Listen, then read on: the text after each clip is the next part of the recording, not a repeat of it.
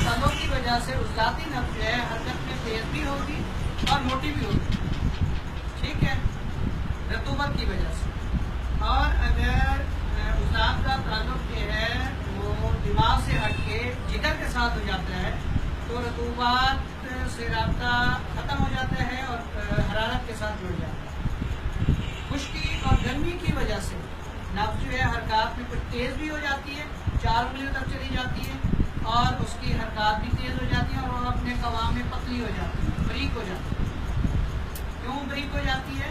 کہ اس کا تعلق جو ہے جگر کے ساتھ جڑ گیا ہے جو حرارت کم کرتا ہے، ٹھیک ہے۔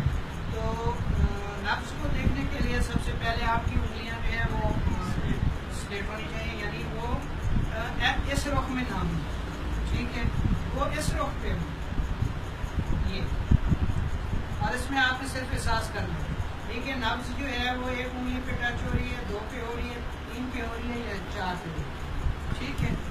اس کے بعد پھر آپ نے اس کو تھوڑا سا دباؤ دینا۔ درمیان کی نبض جو ہوتی ہے وہ غدد کی ہوتی ہے، صفرا کی، ٹھیک ہے۔